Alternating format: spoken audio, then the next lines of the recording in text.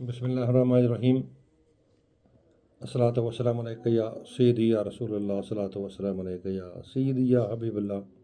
میں مشتاق آفتاب، آپ یوٹیوب اور فیس بک پیج پہ دیکھتے ہو۔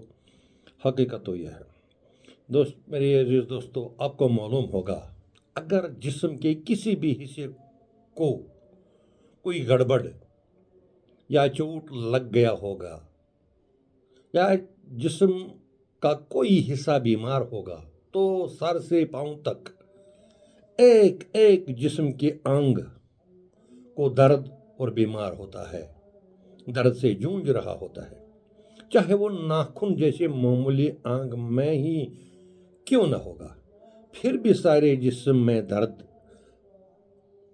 پیدا ہوتا ہے۔ ایسے میں دو قسم کے درد انتہائی خوفناک اور بے صبر ہوتی ہے۔ ایک جب کسی کے دانت میں پین ہوتی ہے تب کوئی بھی پین کلر دوائی میڈیسن کام نہیں کرتا ہے جب تک وہاں سے انفیکشن دور نہ ہو جائے۔ دوسری قسم کی درد وہ ہے جب کسی عورت یا لڑکی کو لیبر پین ہوتی ہے۔ لیبر پین کا مطلب جب کسی عورت کو بچہ باہر نکلنے کا وضع ہونے کا وقت آتا ہے تو یہ درد کٹھن اور مشکل ہوتی ہے۔ ڈینٹل پین اور لیبر پین، یہ دونوں درد کسی بھی انسان سے آج تک برداشت نہیں ہوئی ہے۔ بڑی مشکل سے ایسے بیماروں کو ڈاکٹروں کے ساتھ کمپرومائز کرنا پڑتا ہے۔ آپ اندازہ کر سکتے ہو ایسے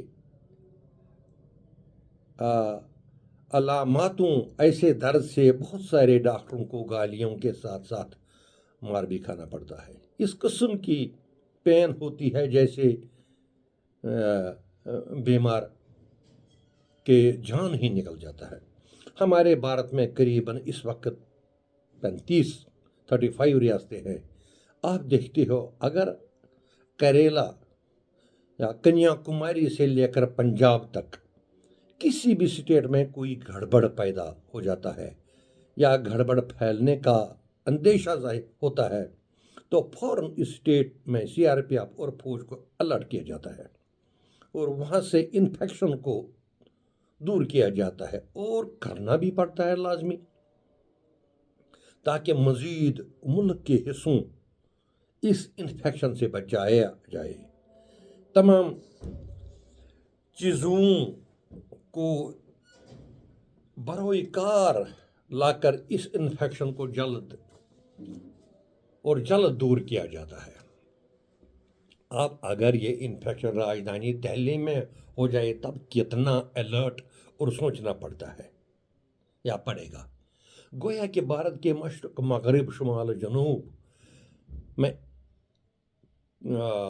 انفیکشن رہتا اگر ہوگا کسی جگہ پر بھی، تبھی بھارت کا صحت اچھا نہیں رہے گا کسی بھی اسٹیٹ میں اگر یہ انفیکشن ہوگا۔ اور صحت مند بھارت کے لیے، صحت مند زندگی کے لیے، صحت مند زندگی کے لیے عوام کا ہونا ضروری ہے، اور عوام کو صحت مند زندگی فراہم کرنا بھی ضروری ہوتی ہے۔ اور اب اگر یہی انفیکشن بھارت کے سر پر یا اس کے تاج جموں کشمیر میں پیدا ہو جائے تب کتنا الرٹ ہونے کی ضرورت ہے، کیونکہ دل کے بعد سر ہی کا مقام سب سے اونچا اور متبرک ہوتا ہے۔ اگر سر کے اندر ڈینٹل پین ہو جائے تو تب ساری ملک میں درد اور پین ہونی چاہیے۔ ہمیں سمجھ میں یہ نہیں آ رہا ہے کہ جب جموں کشمیر میں ڈینٹل پین ہوتی ہے تب ملک کے باقی حصوں کو یہ درد محسوس کیوں نہیں ہوتی ہے۔ حالانکہ ناخن میں اگر جسم میں کہیں پر کچھ انفیکشن یا درد ہوگا، تھوڑا سا کانٹا چوئے تو پورے جسم میں درد محسوس ہوئی۔ اگر آپ ملک کے تاج میں کوئی پرابلم ہو تو راجدھانی ہی نہیں پورے ملک میں کیوں نہ یہ درد محسوس کیا جاتا ہے؟ کیا وجہ ہے؟ جسم کے سب سے اہم حصے سر میں ہی بے روزگاری، ستمگاری اور بے انصافی ہے، اور جسم کے باقی حصوں کو یہاں محسوس ہی نہیں ہو رہا ہے کہ ہاتھی کے دانت دکھانے کے اور کھانے کے اور ہے۔ جب کشمیر کی شال بیچنے والے باہر ان کو مار پیٹ کیا جا رہا ہے اور ان کے ہاں سے وہاں وہ ان کا مال لوٹ لیا جاتا ہے، تو اس وقت بات کا سر کیا سوچتا ہوگا، یہ تاج کیا سوچتا ہوگا؟ جب کشمیر کے بچوں کو بھارت میں مختلف اسٹیٹوں میں مار مار کر کپڑے پھاڑے جاتے ہیں اور وندے ماترم اور بھارت ماتا کی جائے کہنے پر مجبور کیا جاتا ہے، تب بھارت کے سر کا تاج کیا کہتا ہوگا؟ کیا اس کو درد نہیں ہوگا؟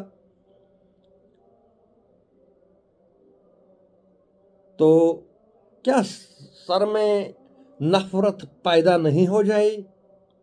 جب جسم کے کسی انگ میں درد پین ہو کر جسم کے باقی انگوں میں درد پیدا نہ ہو جائے تو یہ محاورہ جیسے بیہودہ فضول جیسے لگتا ہے۔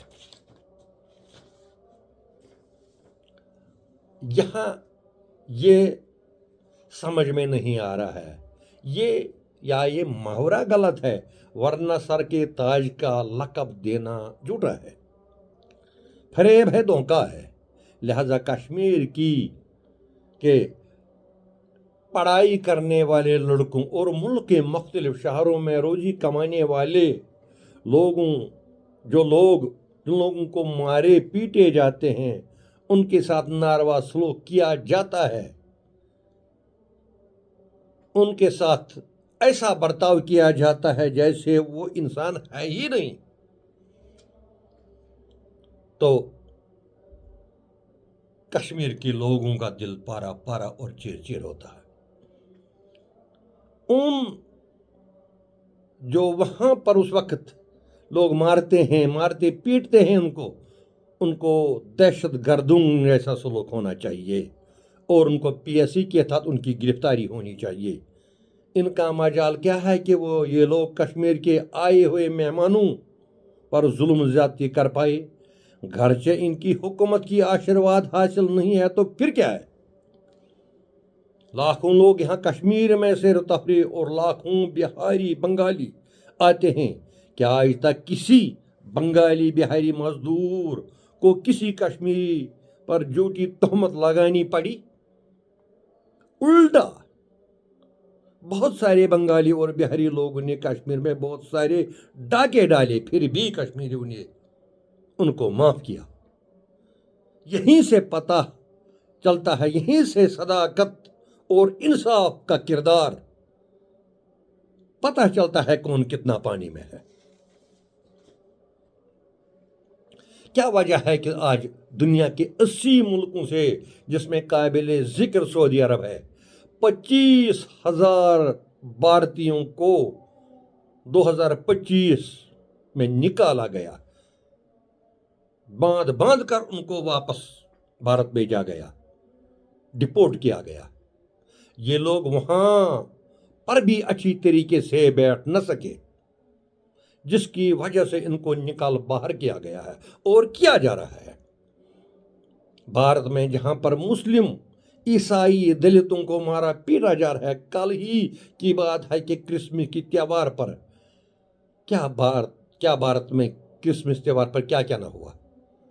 اسی نتیجے میں بھارت کے لوگوں کو تمام دنیا کے کونے کونے سے واپس ڈپورٹ کیا جا رہا ہے، جو جاری ہے۔ دنیا بھر کے اخباروں اور نیوز چینلوں میں دکھایا گیا کہ بھارت میں کس طرح کرسمس ڈے کو سبوتاژ کیا گیا ہے۔ ہر طرف دنیا میں بھارت کے جے جے کار کے بجائے ذلت اور رسوائی کا سامنا کرنا پڑتا ہے۔ آئے روز ملک کی امیج پوری دنیا میں خراب ہو رہی ہے، لیکن پھر بھی ہماری موجودہ حکومت ٹس سے مس نہیں ہو جاتی ہے۔ اگر یہی حال بدستور رہا تو وہ دن دور نہیں کہ پوری دنیا سے ایک ایک بھارتی مزدور کو بے عزت اور رسوا ہو کر وہ لوگ وہاں سے نکال دیں گے یا نکلنا ان کو پڑے گا۔ جس پاکستان کو کل تک دنیا کا کوئی ملک گاز بیٹ نہیں ڈالتا تھا، آج وہی پاکستان پوری دنیا کے سر پر اور کندھوں پہ سوار ہے۔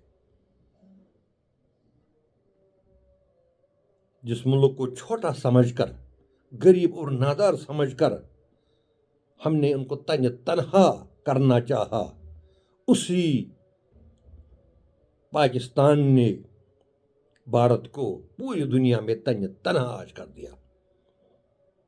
یہ کس وجہ سے؟ ہماری نا تجربہ کاری اور ملک کو دھرم نام پر بانٹنے کی وجہ سے ہو رہا ہے۔ مشتاق آپ کو اجازت دیجیے، خدا حافظ۔